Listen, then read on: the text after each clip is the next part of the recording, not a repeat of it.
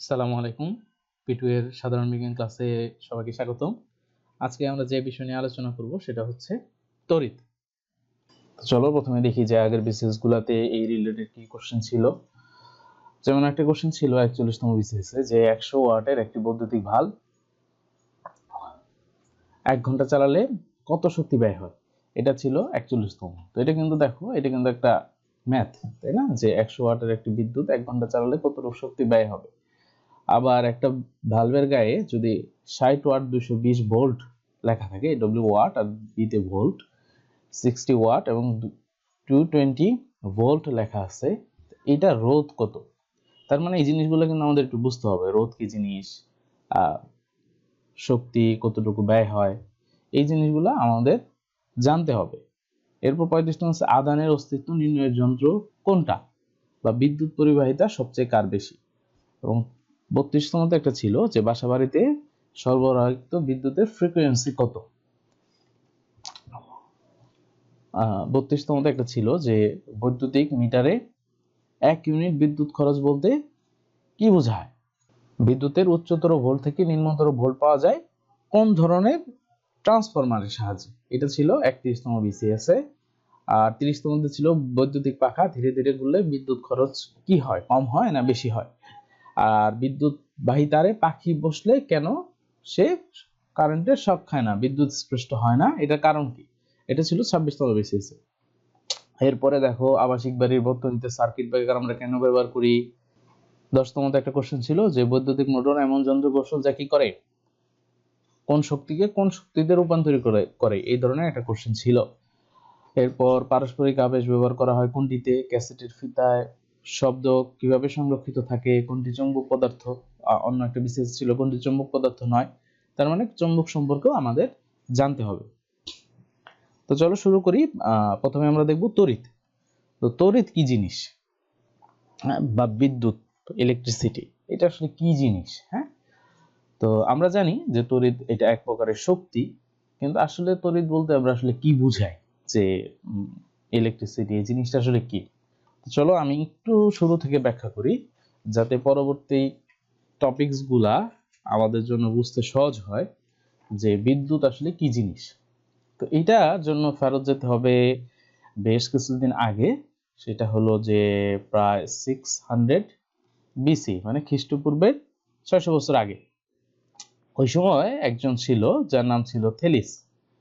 তো থেলিস একবার দেখলো যে একটা গাছ, এম্বার গাছ, এই এম্বার গাছের আঠা, এই আঠাটা যখন শক্ত হয় সে একদম পাথরের মতো শক্ত হয়ে যায়। তো সে দেখলো এই আঠাটাকে যদি রেশমি কাপড় দিয়ে তুমি ঘষো, রেশমি কাপড় দিয়ে যদি এটাকে ঘষা যায়, তো দেখা যায় এই পাথরটার মধ্যে এক ধরনের আকর্ষণ ক্ষমতা সৃষ্টি হয়। সিমিলার যে আমরা শীতের দিনে যদি আমাদের মাথা চিরুনি দিয়ে আঁচড়াই, এরপরে এই চিরুনিটা যদি এক ছোট কাগজের গায়ে ধরি, তাহলে কি হয়, এই চিরুনিটা কাগজটাকে আকর্ষণ করে। তো সিমিলার এই সেই 600 বছর পূর্বে সে এইটা খেয়াল করলো যে আম্বার গাছ আঠাকে যদি রেশমি কাপড় দিয়ে ঘষা হয়, তাহলে এটার মধ্যে একটা আকর্ষণ ক্ষমতা তৈরি হয়। কেন এটার মধ্যে আকর্ষণ ক্ষমতা তৈরি হলো, কি আছে এর মধ্যে, এই রেশমি কাপড় দিয়ে ঘষার পরে কি হইলো এটার মধ্যে যে এটা আকর্ষণ করতেছে অনেক কিছুকে। তো এরপরে ডক্টর গিলবার্ট, সে দেখলো যে এইটা শুধু এই এম্বার গাছের জন্য না, আরো অনেক ম্যাটেরিয়ালস আছে যেগুলাকে আর একটা জিনিস দিয়ে ঘষলে এইগুলার মধ্যে আকর্ষণ ক্ষমতা তৈরি হয়।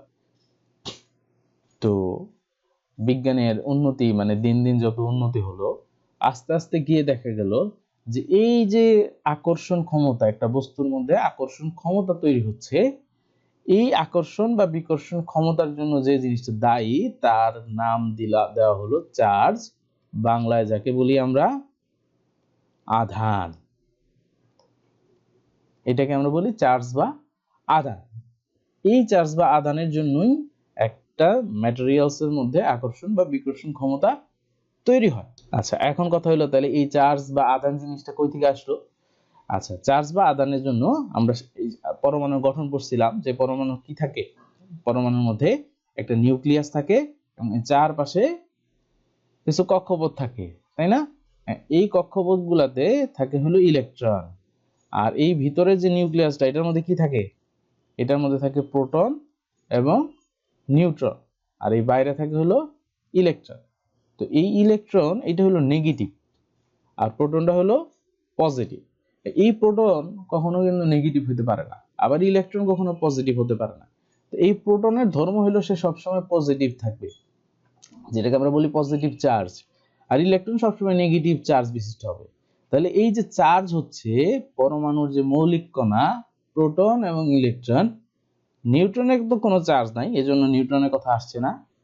যে পরমাণুর যে মৌলিক কণা, এই মৌলিক কণাদের বৈশিষ্ট্য, একটা বৈশিষ্ট্য কি? এটা নেগেটিভ চার্জ, প্রোটনের বৈশিষ্ট্য পজিটিভ চার্জ, এই মৌলিক বৈশিষ্ট্যকে আমরা বলি চার্জ। তাহলে চার্জ হচ্ছে পরমাণুর যে মৌলিক কণা আছে এগুলার বৈশিষ্ট্য। আর এই যে এতক্ষণ ধরে আমরা যেগুলো দেখলাম যে চার্জ, এই স্থির বা গতিশীল চার্জের যে ক্রিয়া, চার্জ বা আদানের যে ক্রিয়া, এটাকেই আমরা বলি আসলে তড়িৎ। বোঝা গেছে? তড়িৎ জিনিসটা আসলে কই থেকে আসছে?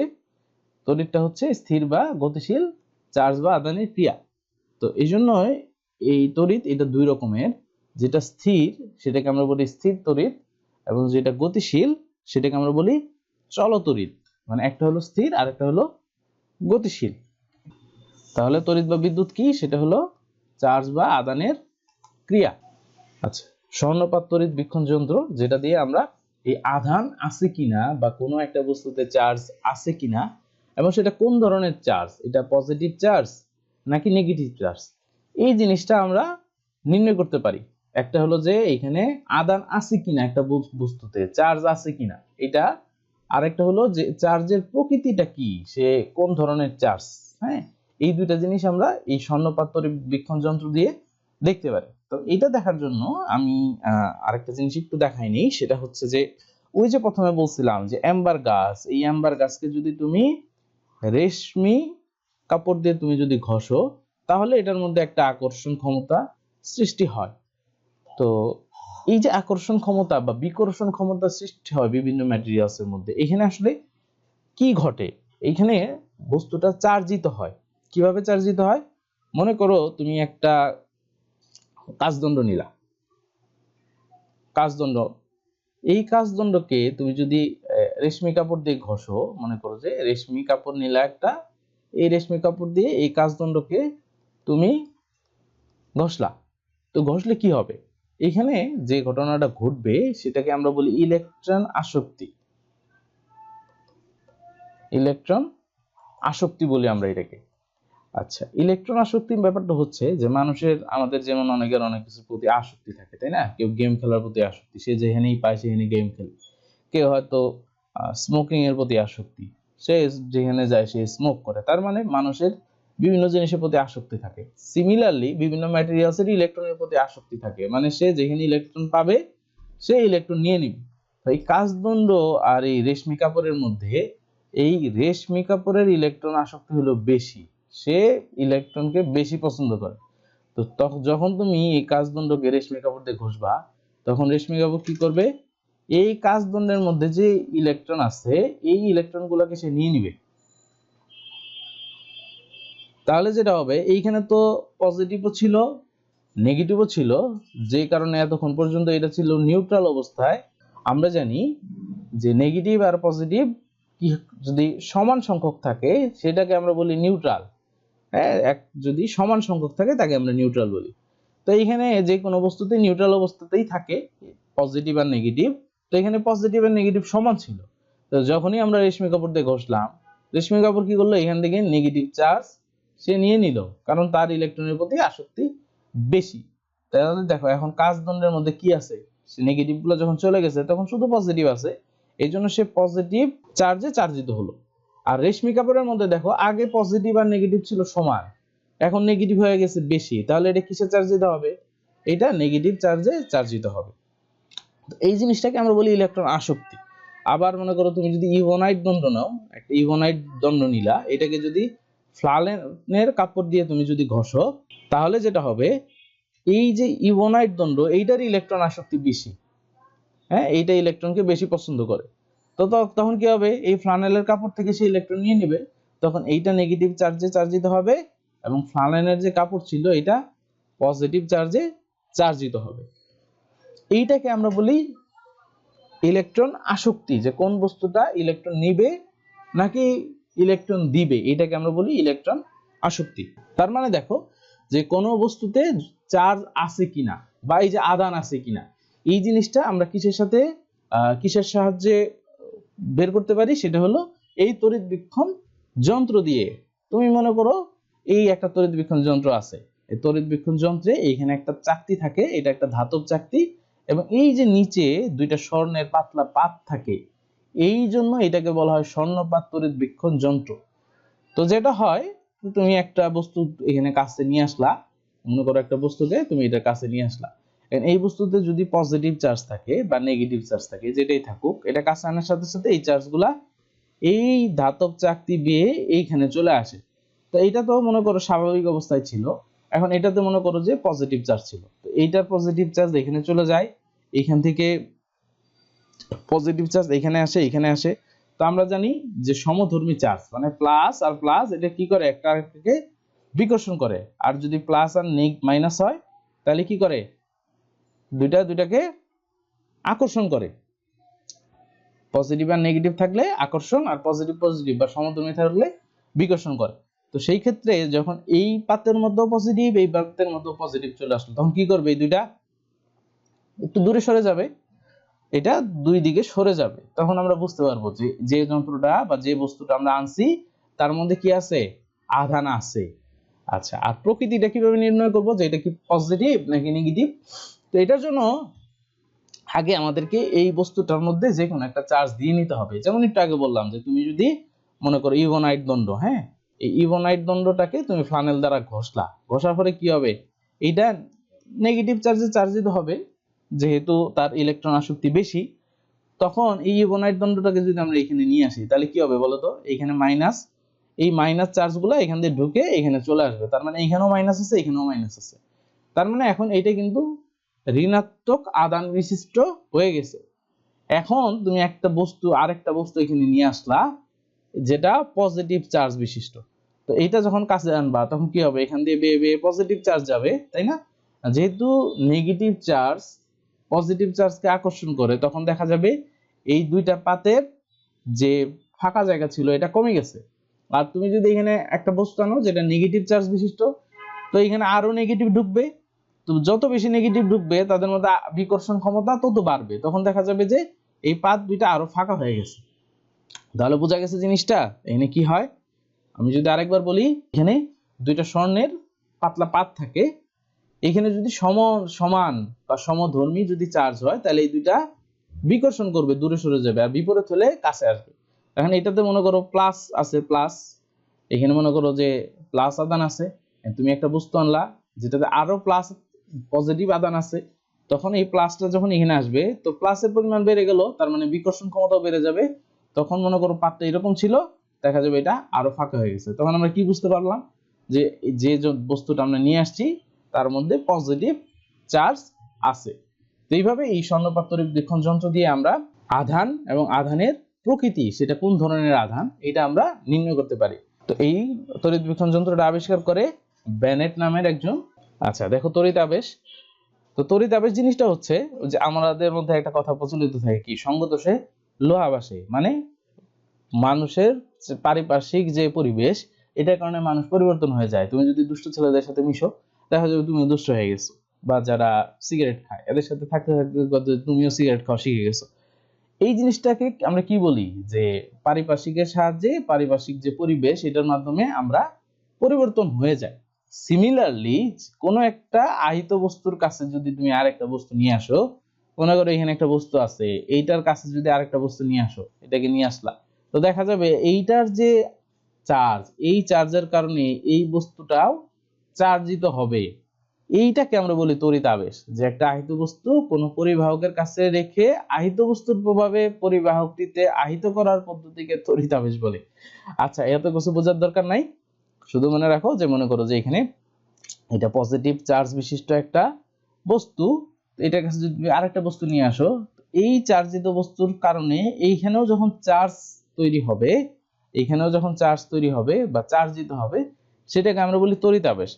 আচ্ছা, তো এইখানে আসলে ঘটনা কি ঘটে আমি একটু দেখাই। ঘটনা মনে করো যে এটা একটা বস্তু আছে, ঠিক আছে, এটা একটা বস্তু আছে, মনে করো এটা একটা বস্তু, এবং এটা নিউট্রাল, এখানে পজিটিভ এবং এখানে পজিটিভ এবং নেগেটিভ সমান সংখ্যক চার্জ আছে, হ্যাঁ, নিউট্রাল অবস্থায় আছে। ওকে, আচ্ছা, তো এইটার কাছে মনে করো যে আমি একটা ধনাত্মক চার্জে চার্জিত একটা বস্তু নিয়ে আসলাম, ঠিক আছে, এটা ধনাত্মক চার্জ, এখানে সব ধনাত্মক চার্জ আছে, এটা আমি নিয়ে আসলাম। তো এটা আনার পরে কি হবে বলতো, আমরা জানি সমধর্মী চার্জ একটা আরেকটাকে কি করে, বিকর্ষিত করে। তো এটা যখন কাছে আনবো তখন আমাদের দেখা যাবে এই যে বস্তুটা, এই যে এই বস্তুটা, এখানে কি হবে, নেগেটিভ চার্জ চলে আসবে আর পজিটিভ চার্জগুলা অন্য প্রান্তে চলে যাবে। কারণ কি, এই যে পজিটিভ চার্জগুলা এটার পজিটিভ চার্জকে বিকর্ষণ করছে, যে কারণে পজিটিভ চার্জগুলা দূরে চলে যাবে আর এইখানে কি থাকবে, নেগেটিভ চার্জ, মানে বিপরীতধর্মী চার্জগুলা একটা যেহেতু আকর্ষণ করে, তো নেগেটিভ চার্জগুলো এই কোণায় চলে আসবে। এখন তুমি যদি এই বস্তুটাকে সরাই নাও, তাহলে কিন্তু এটা আবার আগের মতো হয়ে যাবে, আবার এরকম হয়ে যাবে, পজিটিভ নেগেটিভ একসাথে থাকবে। যতক্ষণ পর্যন্ত তুমি এই বস্তুটাকে এখানে ধরে রাখবা, কাছে ধরে রাখবা, ততক্ষণ পর্যন্ত এইটার পজিটিভ চার্জগুলা এইটা নেগেটিভ চার্জকে আকর্ষণ করবে এবং পজিটিভ চার্জগুলোকে বিকর্ষণ করবে।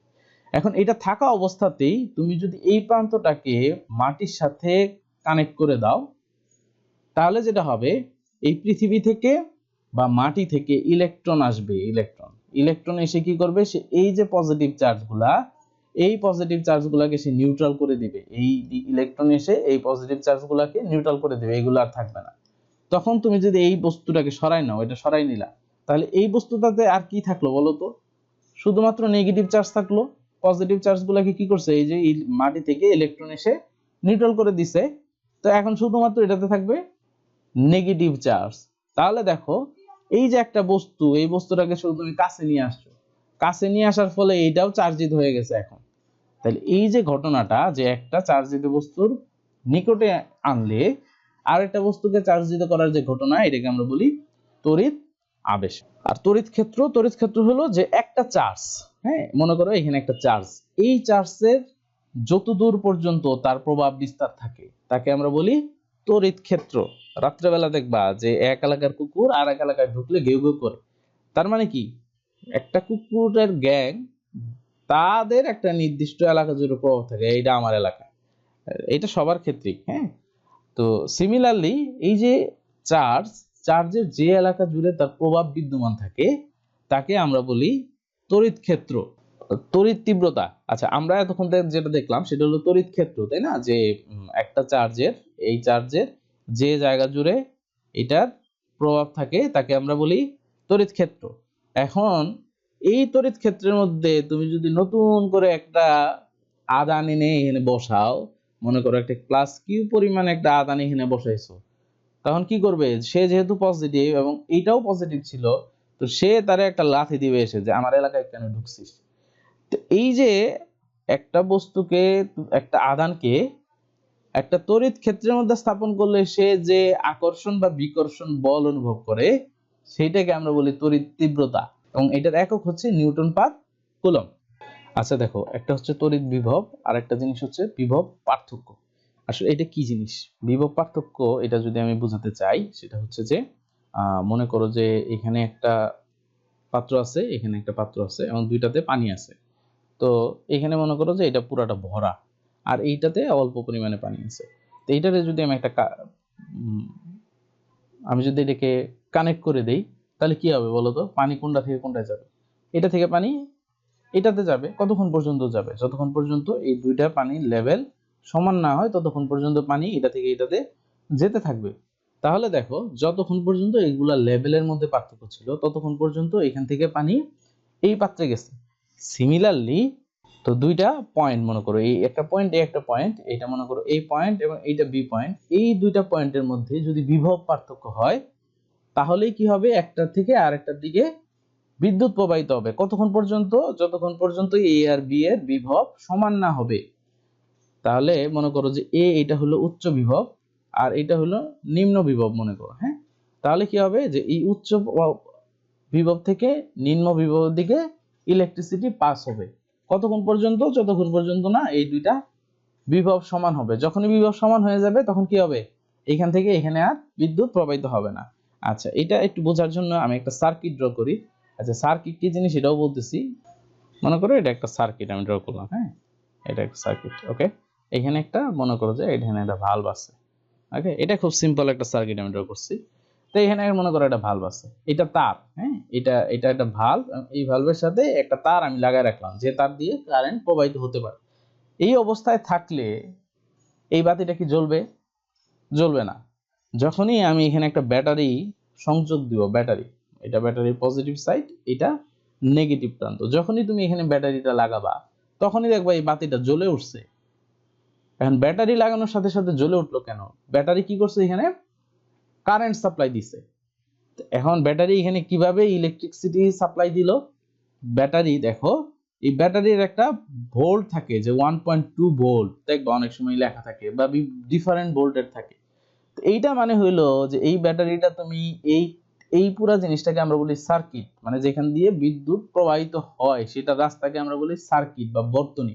হ্যাঁ, এটাও একটু মনে রাখো যে যেখান দিয়ে ইলেকট্রিসিটি পাস হয় সেই রাস্তাটাকে আমরা বলি সার্কিট বা বর্তনী। তুমি যখনই এই ব্যাটারিটাকে এই সার্কিট বা বর্তনীতে তুমি লাগাইলা, তখনই দেখো এই যে প্রান্ত, এই প্রান্ত আর এই প্রান্তর মধ্যে একটা বিভব পার্থক্য তৈরি হয়েছে, যেটার মান কত? এই 1.2 ভোল্ট। এইটা হলো বিভব পার্থক্য। যখনই বিভব পার্থক্য হয়েছে তখন কি হয়েছে? এই ব্যাটারির পজিটিভ প্রান্ত থেকে নেগেটিভ প্রান্তের দিকে ইলেকট্রিসিটি পাস হওয়া শুরু করছে। আর যখনই এখান দিয়ে পাস হওয়া শুরু করছে তখন কি হয়েছে? এই বাতিটা জ্বলে উঠছে। আর এই বাতিটা কতক্ষণ পর্যন্ত জ্বলবে?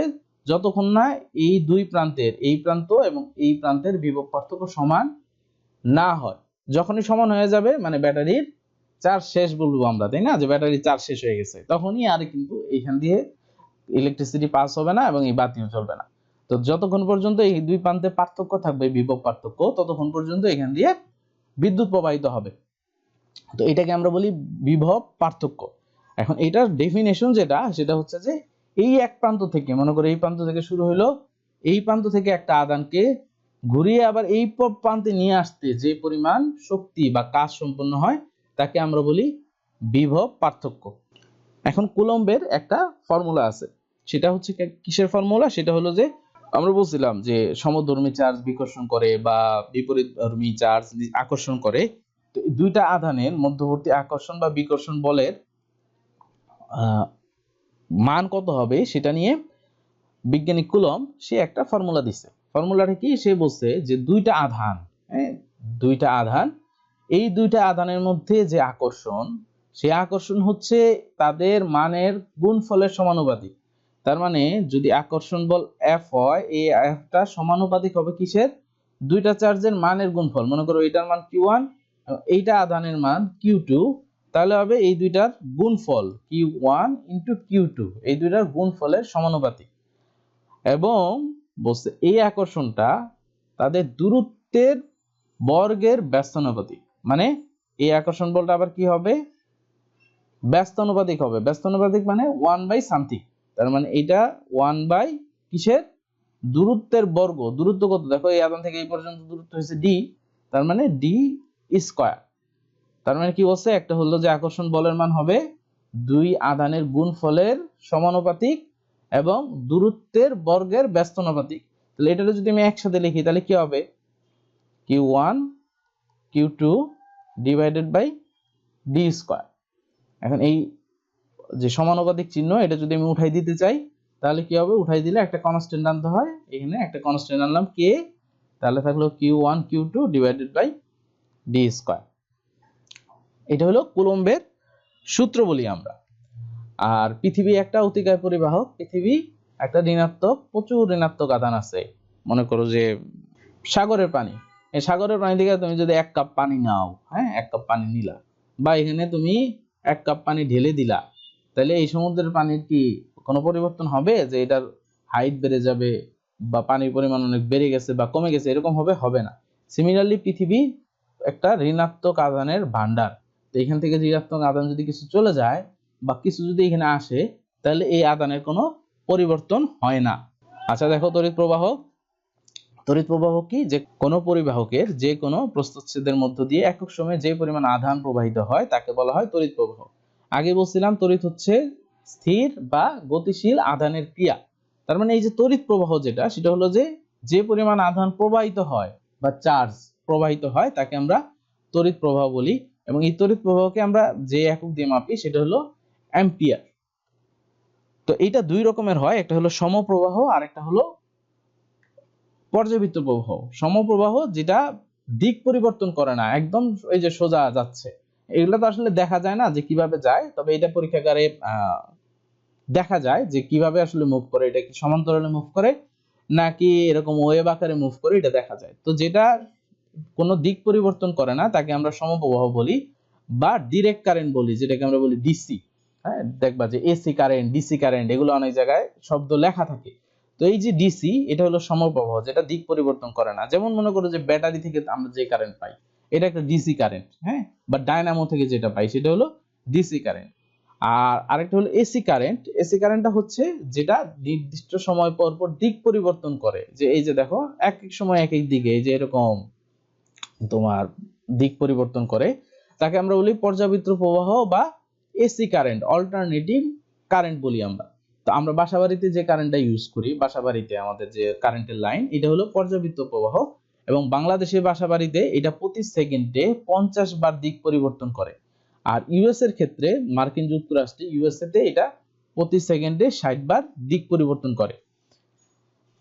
তড়িৎ বর্তনী, এটা নিয়ে আগে আলোচনা করে ফেলছি যে তড়িৎ উৎসের ধনাত্মক প্রান্ত থেকে ঋণাত্মক প্রান্তে তড়িৎ প্রবাহের জন্য সম্পূর্ণ পথ বা রাস্তাকে আমরা বলি তড়িৎ বর্তনী। যে এই যে পজিটিভ প্রান্ত থেকে এখান থেকে শুরু করে এই পুরাটা ঘুরে নেগেটিভ প্রান্ত পর্যন্ত আসে, এই যে রাস্তাটা, এই রাস্তাটাকে আমরা বলি তড়িৎ বর্তনী।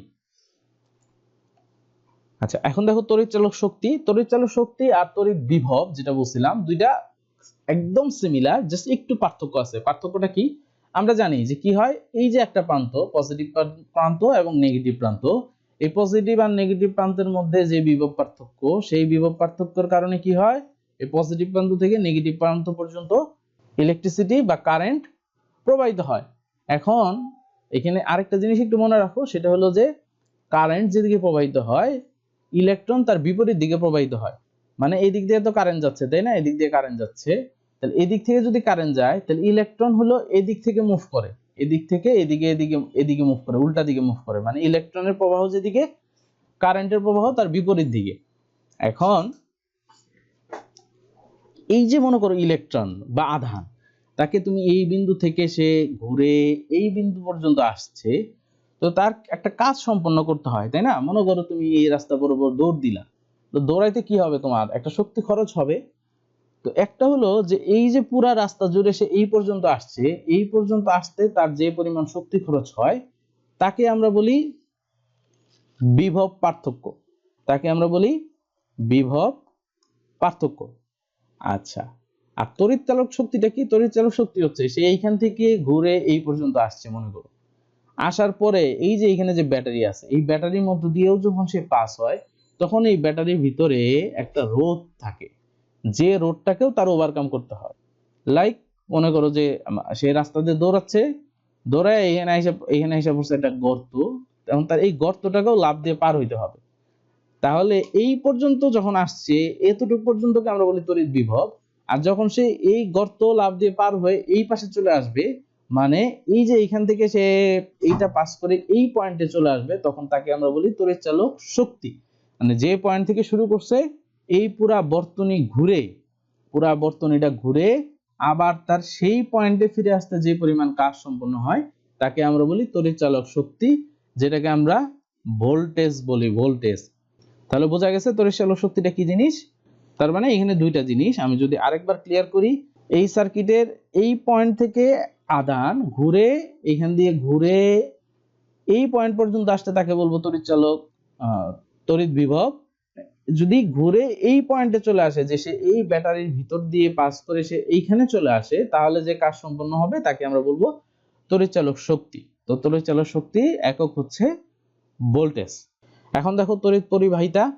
তড়িৎ পরিবাহিতা এটা একটা ধর্ম, যে ধর্মের কারণে কোনো মাধ্যমের ভিতর দিয়ে, কোনো ম্যাটেরিয়ালসের ভিতর দিয়ে তড়িৎ প্রবাহিত হতে পারে, তাকে আমরা তড়িৎ পরিবাহিতা বলি।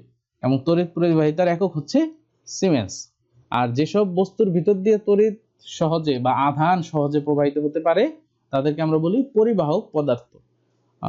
যেমন সমস্ত ধরনের ধাতু এটা তড়িৎ পরিবাহক, এটার মধ্যে তড়িৎ প্রবাহিত হয়। মানব দেহ, আমাদের শরীরে তড়িৎ প্রবাহিত হয়। এটা কিভাবে? যে একজনের শরীরে যদি কারেন্ট লাগে, আমরা বলি যে হাত দিয়ে না ধরতে, তাহলে কি হবে? কারণ তার মধ্যে দিয়ে কারেন্ট আমাদের শরীরে প্রবেশ করবে।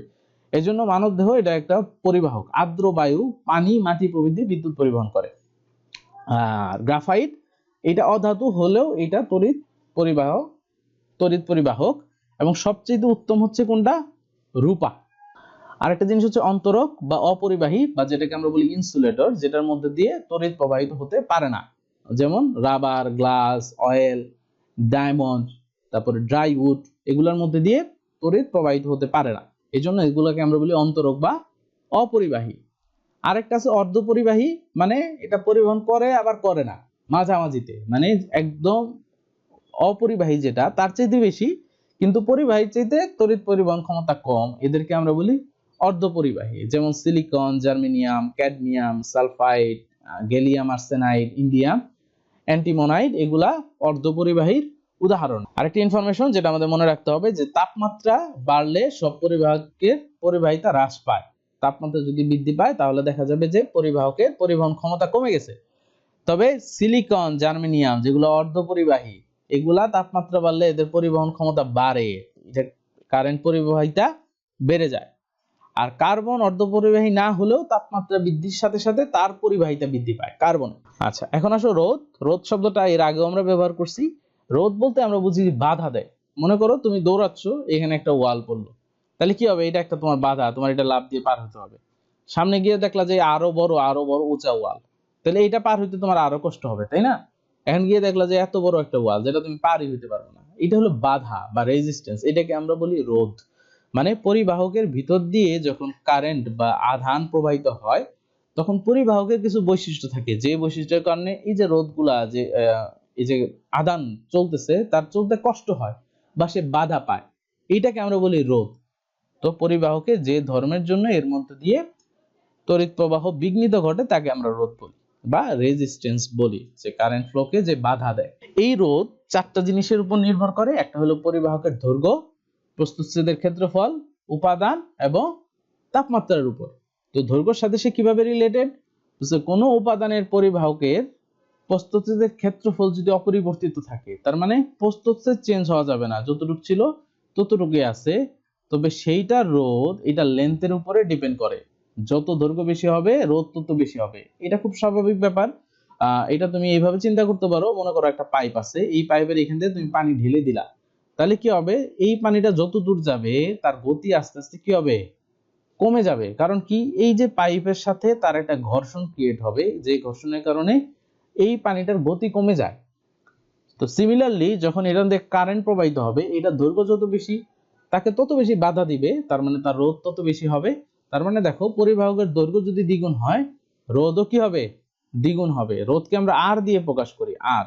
তো আর ইজ প্রপোর্শনাল টু এটার যে দৈর্ঘ্য বা এল। ওকে। আর প্রস্থচ্ছেদের সূত্র, যদি দৈর্ঘ্য অপরিবর্তিত থাকে, ধরো সেম লেন্থ, হ্যাঁ, এই পর্যন্ত মনে করো লেন্থ ঠিক আছে, আর এটা হলো প্রস্থচ্ছেদ, এই যে এই এরিয়াটা, হ্যাঁ, এই পাশে যে এরিয়াটা, এটা হলো প্রস্থচ্ছেদ। তো এই প্রস্থচ্ছেদের যে ক্ষেত্রফল, এটার সাথে রোধের সম্পর্ক হচ্ছে রোধ এই প্রস্থচ্ছেদের ক্ষেত্রফলের ব্যস্তানুপাতিক। তার মানে তুমি যদি ক্ষেত্রফল অর্ধেক করো তাহলে রোধ বেড়ে যাবে, মানে উল্টা হবে, যদি ক্ষেত্রফল বাড়ে রোধ কমবে, আর যদি ক্ষেত্রফল কমে রোধ বাড়বে। আর যদি তোমার একই দৈর্ঘ্য এবং একই প্রস্থচ্ছেদে যদি তুমি দুইটা ম্যাটেরিয়ালস নাও, তাহলে দুই ধরনের ম্যাটেরিয়ালস তুমি নাও, এটার ক্ষেত্রফলও সমান এবং এটার দৈর্ঘ্যও সমান, তারপরেও রোধ বিভিন্ন হবে, কারণ এটার ম্যাটেরিয়ালস বা উপাদানের সাথেও রোধ সম্পর্কিত। এবং 4 নাম্বারটা ছিল যে তাপমাত্রার সাথে সম্পর্কিত। তো এই রিলেটেড ওহমের একটা সব ফর্মুলা আছে ওহমের।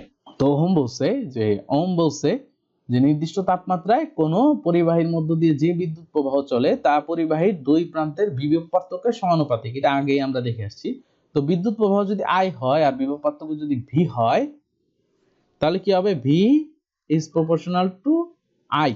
তো আমরা জানি এই যে সমানুপাতিক চিহ্ন, এটা উঠাই দিতে হলে কি করতে হয়? একটা কনস্ট্যান্ট আনতে হয়, তাই না? তাহলে আমরা যদি এখানে ইকুয়াল দেই, তো এখানে আমরা একটা কনস্ট্যান্ট আনি আর, যেটাকে আমরা বলি রোধ, আর আই তো ছিলই, তাহলে V is equal to I R. হ্যাঁ, V is equal to I R. তাহলে এটা হলো বিভব পার্থক্য ইকুয়াল টু আই তে হচ্ছে বিদ্যুৎ প্রবাহ, আর এ হচ্ছে রোধ। আচ্ছা দেখো, তড়িৎ ক্ষমতা হচ্ছে যে কোনো তড়িৎ যন্ত্রের মধ্য দিয়ে 1 সেকেন্ড ধরে তড়িৎ প্রবাহের ফলে যে পরিমাণ তড়িৎ শক্তি অন্য শক্তিতে রূপান্তরিত হয় তাকে তড়িৎ ক্ষমতা বা বৈদ্যুতিক ক্ষমতা বলে। তো এই বৈদ্যুতিক ক্ষমতাকে পি দিয়ে প্রকাশ করা হয়। তো পি ইজ ইকাল টু হচ্ছে ভি আই। আচ্ছা, আবার ভি ইজ ইকাল টু আমরা কি দেখে আসছি? V equal to I R. তাহলে আই আর, আর এখানে ছিল আই, তাহলে এখান থেকে আমরা কি পাই? I square R. অথবা আরেকটা জিনিস আমরা করতে পারি, সেটা হলো যে V is equal to I আর।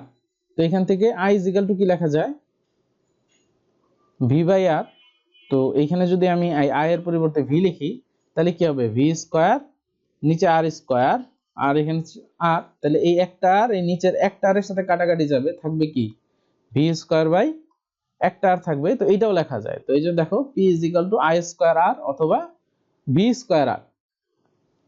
আর তড়িৎ ক্ষমতার একক হচ্ছে ওয়াট। 1 ওয়াট হচ্ছে 1 ভোল্ট ইনটু 1 এম্পিয়ার, এটাকে আমরা বলি 1 ওয়াট।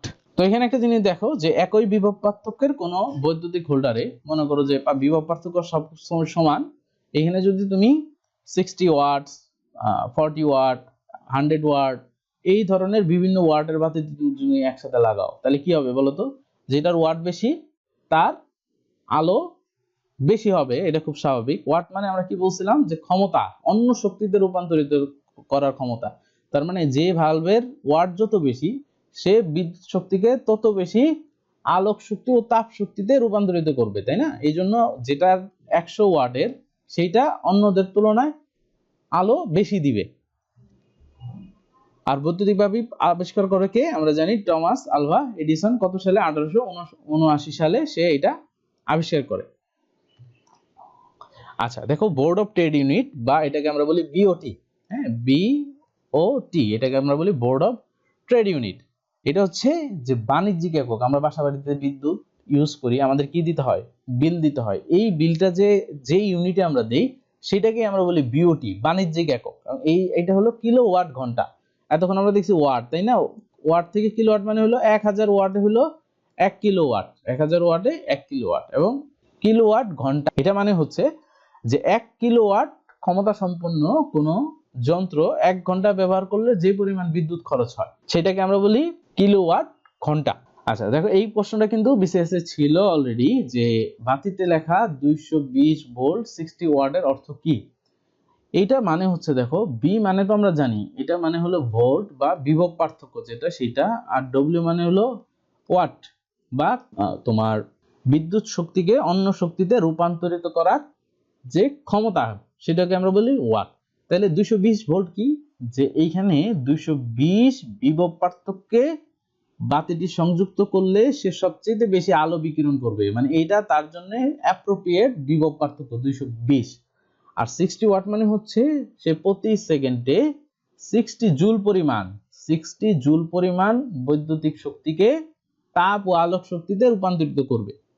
আচ্ছা, তাহলে এই কোশ্চেনটা ছিল পরীক্ষা, যে বিদ্যুতিক বাতিকে 220 ভোল্ট 60 ওয়াট লেখা থাকলে বাতিটির রোধ কত হবে? আচ্ছা, তা আমরা ফর্মুলা জানি, একটু আগে আমরা দেখে আসলাম, যে একটা হলো P = V square by R। তাহলে এখান থেকে R = কি লেখা যায়? V square by P। V মানে কি? বিভব, P মানে ক্ষমতা, ওয়াট। তাহলে এই V এর ভ্যালু দেওয়া আছে কত? 220। এই যে এটা তো V, তাই না? মানে বিভব 220 দেওয়া আছে, তাহলে 220 স্কয়ার ডিভাইডেড বাই P এর ভ্যালু কত? 60। তাহলে লেখো 60। তাহলে এখান থেকে ক্যালকুলেশন করে বের হবে না? কত আসছে দেখো, 806.67 ওহম। রোধের এককে আমরা ওহম বলি, রোধের একক ওহম। এটা দেখো 40তম বিসিএস এ ছিল। বোঝা গেছে জিনিসটা কিভাবে করছি? এখন দেখো সার্কিট ব্রেকার। সার্কিট ব্রেকার হচ্ছে যে আমরা আমাদের বাসাবাড়িতে সেফটির জন্য এটা ইউজ করি, তাই না? আমাদের সবার বাসায় আমরা ওই যে মেইন সুইচ বলি, এটা হলো সার্কিট ব্রেকার। এটা কি, যদি কোনো কারণে বিদ্যুৎ প্রবাহ অনেক বেড়ে যায় তাহলে এটা অটোমেটিক্যালি অফ হয়ে যায় এবং অফ হয়ে তোমার বাসা বাড়ির যে বিদ্যুৎ প্রবাহ সেটা বন্ধ করে দিবে। আবার যখন স্বাভাবিক হবে তখন সে একাই অন হয়ে যাবে। তো এটা আমাদের সিকিউরিটির জন্য আমরা ব্যবহার করি। দেখো, বৈদ্যুতিক নিরাপত্তা ফিউজ এটা হচ্ছে একটা সরু তার যা টিন এবং সীসার মিশ্রণে তৈরি। তোমরা এটা দেখছো, আগেকার দিন এটা বেশি দেখা যেত, এই যে সিরামিকের একটা ইয়ের মধ্যে এই ধরনের তার দেওয়া হয়। যদি কোনো কারণে তোমার বিদ্যুৎ প্রবাহ বেড়ে যায় তাহলে যেটা হয়, এটার মধ্যে তাপ বেড়ে গেলে এটা গলে যায়। গলে যখন এটার এই যে এই প্রান্ত আর এই প্রান্তের সাথে বিচ্ছিন্ন হয়ে গেল তখন কি হবে, আর এটা দিয়ে ইলেকট্রিসিটি পাস হবে না। তা এই জন্য এইটাকে আমরা বৈদ্যুতিক নিরাপত্তা ফিউজ বলি, যে তোমার কোনো কারণে কারেন্ট যদি বেশি প্রবাহিত হয় তখন এই জিনিসটা, এই তারটা গলে যাবে, গলে এই কানেকশন ব্রেক করে দিবে, তখন আর এটার মধ্যে বিদ্যুৎ প্রবাহিত হবে না। তো তোমার বাসা বাড়িতে আগুন লাগার সম্ভাবনা থাকবে না। এটা হলো আর্থ তার, মানে যেটা মাটির সাথে সংযুক্ত থাকে। যে বিভিন্ন ইলেকট্রিক যন্ত্রপাতি বা আসবাবপত্র এগুলা দেখা যায় আমরা মাটির সাথে একটা তার দিয়ে কানেক্ট করে রাখি, যেটাকে আমরা আর্থ তার বলি। তো এই আর্থ তার কেন ব্যবহার করা হয়? এটা ব্যবহার করা হয় তোমার ধরো একটা একটা একটা যন্ত্র আছে, অনেক সময় আমরা আমাদের বাসার অনেক যন্ত্রপাতি হাত দিলে ইলেকট্রিক শক লাগে, বলে যে আর্থিং করছে আমাকে। তো ব্যাপারটা আসলে কি, যে এইটা দেখা যায় যে অনেক সময় কারেন্টের সংস্পর্শে এসে এটাও কারেন্ট হয়ে যায়, কারণ এটাতে ধরলে বা হাত লাগলে এটা শক করে আমাদের। তো এটার সাথে যদি মাটির সাথে তার দিয়ে সংযুক্ত করে দেওয়া যায় তাহলে যেটা হয় যে এইটাতে যে পরিমাণ ইলেকট্রিসিটি থাকে এইটা এই তার দিয়ে মাটিতে চলে যায়। আমরা আগে বলছিলাম যে পৃথিবী একটা ইলেকট্রনের বিশাল আধান, তো যখন এটা চলে যায় তখন এইটা ধরলে আর শক করে না, যে এই জন্য এটাকে আমরা অনেক সময় আর্থিং তার বলি। তো দেখো, ইউপিএস হচ্ছে আনইন্টারাপ্টেড পাওয়ার সাপ্লাই। ইউপিএস কেন ব্যবহার করি? যে তোমার অল্প সময়ের জন্য যাতে আমাকে সাপোর্ট দিতে পারে। আমরা কম্পিউটারের মধ্যে নরমালি ইউপিএস ইউজ করি। তো ইউপিএসটা কি করে, যে বিদ্যুৎ চলে গেল সে ইনস্ট্যান্টলি আমাদেরকে বিদ্যুৎ সাপ্লাই দেয়, একদম 1 সেকেন্ডও কিন্তু দেরি করে না, যে আমার পিসি 1 সেকেন্ডের জন্য বন্ধ হয়ে গেল, ব্যাপার কিন্তু তা না, সাথে সাথে বিদ্যুৎ সাপ্লাই শুরু করে। এই জন্য এটাকে আনইন্টারাপ্টেড পাওয়ার সাপ্লাই বলে। কিন্তু তার ব্যাকআপ দেওয়ার ক্ষমতা কম, সে দেখা যায় যে 10, 15 বা 20 মিনিট এই পরিমাণ সে একটা পাওয়ার সাপ্লাই ব্যাকআপ দিতে পারে। আর এটা হলো আইপিএস, সেটা হলো ইনস্ট্যান্ট পাওয়ার সাপ্লাই। এখানে ইউপিএস আর আইপিএস এর মধ্যে পার্থক্য কিন্তু এই জায়গাতে, ইউপিএস সাথে সাথে দিবে, কিন্তু আইপিএস একদম ইনস্ট্যান্ট তোমাকে সাপ্লাই দিবে না। কারেন্ট চলে গেল এরপরে সেইটা অন হবে এবং তোমাকে বিদ্যুৎ সাপ্লাই দেওয়া শুরু করবে। এটা বলে ইনস্ট্যান্ট পাওয়ার সাপ্লাই, এবং এটার ব্যাকআপ দেওয়ার ক্ষমতা ইউপিএস এর চেয়ে অনেক বেশি। অনেক আইপিএস দেখা যায় যে তোমার চাইলে সারা দিনও ব্যাকআপ দিতে পারবে, এটা ব্যাটারির উপর ডিপেন্ড করবে। আচ্ছা, বিজলি বা বজ্রপাত এটা কি? তো বাতাসের মধ্যে বিভিন্ন ধরনের তোমার পানির কণা থাকে, ধূলি কণা থাকে, এরপর গ্যাসের কণা থাকে, এগুলা বিভিন্ন রকমের চার্জে চার্জিত হয়। কিভাবে? এই একটা আরেকটার সাথে ঘর্ষণ হয়, এই ঘর্ষণের ফলে বিভিন্ন জায়গায় বিভিন্ন ধরনের চার্জের উৎপন্ন হয়, এবং এই ধরনের কোটি কোটি কণা নিয়ে গঠিত হয় যে মেঘ। বোঝা গেছে? তো এই মেঘগুলা, এই যে ছোট ছোট পার্টিকেল গুলার যেহেতু চার্জ আছে, দেখা যায় টোটাল মেঘেরও আইদার পজিটিভ অথবা নেগেটিভ চার্জ থাকতে পারে, মানে সে চার্জিত হয়। যখন এই ধনাত্মক চার্জযুক্ত মেঘ, আবার মনে করো যে একটা মেঘ এখানে দেখাই, মনে করো যে এই একটা মেঘ, এই একটা মেঘ, হ্যাঁ, এই দুইটা মেঘ, এটা মনে করো যে ধনাত্মক চার্জ বিশিষ্ট একটা মেঘ, আর এটা মনে করো ঋণাত্মক চার্জ বিশিষ্ট একটা মেঘ। তো ধনাত্মক চার্জ আর ঋণাত্মক চার্জ কি করবে? পরস্পরকে আকর্ষণ করবে। তো দেখা যায় যে এই দুইটা যখন আকর্ষণ করে কাছাকাছি আসে তখন প্রবল বেগে এটার মধ্যে ঘর্ষণ হয়। এই ঘর্ষণের ফলে কি উৎপন্ন হয়? যে বিজলি বা বজ্রপাত ক্রিয়েট হয়। যেহেতু আলোর গতি শব্দের গতির চেয়ে অনেক বেশি, এই জন্য আলোটা আগে আমরা দেখি এবং বজ্রপাতের যে আওয়াজটা এটা আমরা পরে শুনি। তো অনেক সময় যেটা হয় যে এই মেঘগুলা পৃথিবীর অনেক কাছাকাছি চলে আসে, হ্যাঁ, পৃথিবীর অনেক কাছাকাছি চলে আসে, তখন এই ঘর্ষণের ফলে যে বিদ্যুৎ, তো এটা এই পৃথিবীতে এসে আঘাত করে, যেটাকে আমরা বলি বজ্রপাত। তো বজ্রপাত কোথায় আঘাত করবে? তো যে যে জায়গাটা এই মেঘ থেকে যত কাছে সেটাকে আগে আঘাত করবে, মানে যেটা যত উপরে থাকবে তাকে তত বেশি আঘাত করার সম্ভাবনা থাকে। এই জন্য বজ্রপাত সাধারণত উঁচু দালান বা গাছের উপরে হয়। এই জন্য যখন খোলা মাঠে যদি এরকম হয় যে বজ্রপাত হচ্ছে, তখন গাছের নিচে দাঁড়ানো যাবে না। তো বজ্রপাত থেকে বাঁচার কয়েকটি উপায় হলো যে বজ্রপাতের সময় বাইরে বের হওয়া যাবে না, পানিতে নামা যাবে না, দালান বা পাকা ভবনের নিচে আশ্রয় নিতে হবে, আর খোলা জায়গায় বা উঁচু জায়গা থেকে সাবধানে থাকতে হবে। আর যদি গাড়ির ভিতরে থাকো, সেই ক্ষেত্রে গাড়ির ধাতব বস্তু স্পর্শ করা থেকে বিরত থাকতে হবে। আচ্ছা দেখো, যেহেতু বিসিএস পরীক্ষার আগেও একটা ম্যাথ রিলেটেড প্রশ্ন ছিল, সেই কারণে আমাদের কিছু ম্যাথও শিখতে হবে। তো দেখো এখানে প্রশ্ন আছে যে 100 ওয়াটের একটি বাতি 1 মিনিট চললে উহা কি পরিমাণ কাজ করবে। তো দেখো এই যে 100 ওয়াট, এটা কি 100 ওয়াট? এটা আমরা দেখলাম একটু আগে যে তড়িৎ ক্ষমতা, যেটাকে আমরা কি দিয়ে প্রকাশ করি, পি দিয়ে প্রকাশ করি, এবং যেটার একক হচ্ছে ওয়াট। তাহলে পি এর ভ্যালুটা দেওয়া আছে আমাদের যে 100 ওয়াট, এবং কত সময় 1 মিনিট বা 60 সেকেন্ড, কি পরিমাণ কাজ করবে কাজটা আমাদের বের করতে হবে। আচ্ছা দেখো, আমরা যখন কাজ ক্ষমতা শক্তি পড়ছি তখন আমরা দেখছিলাম যে ক্ষমতা কি, ক্ষমতা জিনিসটা কি ছিল, ক্ষমতা হচ্ছে কাজ করার হার, মানে কাজকে যদি তুমি সময় দিয়ে ভাগ দাও তাহলে তুমি পাবা হলো ক্ষমতা। তাহলে এই ক্ষমতা আমরা জানি পি, আর কাজ হচ্ছে ডব্লিউ, আর সময়কে যদি আমরা টি দিয়ে লিখি তাহলে আমরা P is equal to W by T. তাহলে এখান থেকে ডব্লিউ ইকুয়াল টু কি লেখা যায়, ডব্লিউ ইকুয়াল টু লেখা যায় পিটি। তাহলে দেখো যে আমাদের এখানে পি এর ভ্যালুটা দেওয়া আছে, পি কত 100 ওয়াট, এটা দেওয়া আছে, আর টাইম দেওয়া আছে 1 মিনিট। 1 মিনিট বা আমরা এটাকে সেকেন্ডে যদি নেই তাহলে লিখতে পারি যে 60 সেকেন্ড। তাহলে কাজ ইকুয়াল টু যদি ডব্লিউ হয় কি লিখতে পারি আমরা, পিটি। এই যে আমরা বের করলাম যে ডব্লিউ ইকুয়াল টু পিটি। তাহলে পি এর ভ্যালু 100 আর টি এর ভ্যালু হলো 6 সেকেন্ড, তাহলে এটা আসছে 600। 600 কি হবে, সরি 6000, 6000 জুল।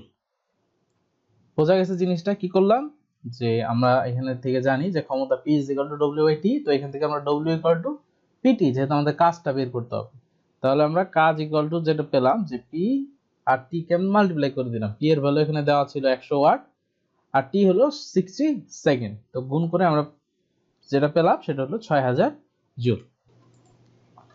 আচ্ছা দেখো আরেকটা সিমিলার টাইপস এর ম্যাথ দেওয়া আছে, সেটা হলো কোনো বাড়িতে 100 ওয়াটের 4টি ভাল্ব 5 ঘন্টা জ্বললে কত ইউনিট বিদ্যুৎ খরচ হবে।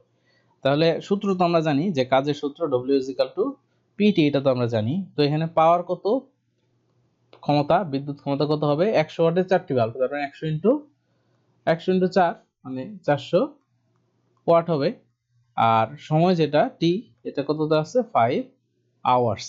হ্যাঁ, এই 5 আওয়ার্সকে যদি আমরা সেকেন্ডে নিয়ে যাই তাহলে কি হবে, 5 ইনটু 60 দিয়ে গুণ করলে আসলো মিনিট, আরো 60 দিয়ে যদি আমরা গুণ করি তাহলে আসলো সেকেন্ড, তাহলে টোটাল আসতেছে 18,000 সেকেন্ড। আচ্ছা তাহলে এখানে যদি আমরা এখন বসাই দিই যে 400 ইন্টু 18,000, তাহলে এটা আমরা কিসে পাবো, আমরা এটা পেলাম ওয়াট এবং সেকেন্ডে, তাই না, যে ওয়াট ইন্টু সেকেন্ড।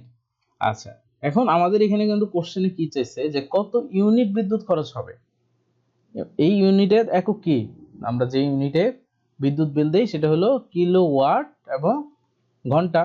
তো এই ওয়াট আর সেকেন্ডকে যদি আমরা কিলো ওয়াট এবং ঘন্টায় কনভার্ট করতে চাই তাহলে কি করতে হবে বলতো, এই যে 400 ইন্টু 18,000 আছে, এটারে আমরা যদি ওয়াট থেকে কিলো ওয়াটে নিতে চাই তাহলে 1000 দিয়ে ভাগ দিতে হবে।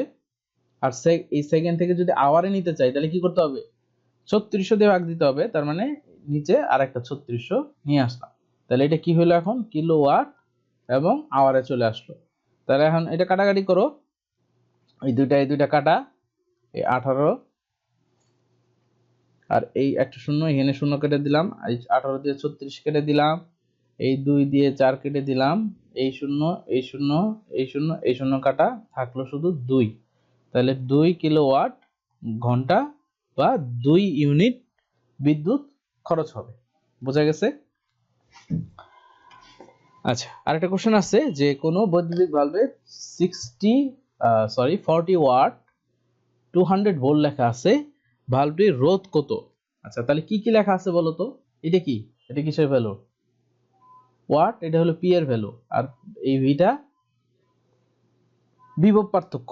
তাহলে আমরা জানি যে P is equal to V square by R, এটা আমরা জানি। তো বের করতে বলছি কি রোধ, রোধ মানে হলো আর এর ভ্যালুটা কত। তাহলে এখান থেকে আমরা কি লিখতে পারি, R is equal to V square by P. তাহলে ভি স্কোয়ার মানে হলো ভি এর ভ্যালু কত 200, দেখো 200 স্কোয়ার আর পি এর ভ্যালু 40, তাহলে এখান থেকে কত আসবে 1000। এবং এই যে রোদের এককে আমরা বলি ওহম, বা এটাকে আমরা এই চিহ্ন দিয়ে প্রকাশ করি। হ্যাঁ, এই যে এই চিহ্ন দিয়ে আমরা প্রকাশ করি ওহম। তার মানে অ্যান্সার হলো 1000 ওহম। বোঝা গেছে? তাহলে আজকে এই পর্যন্তই, নেক্সট লেকচারে আবার দেখা হবে। ধন্যবাদ সবাইকে।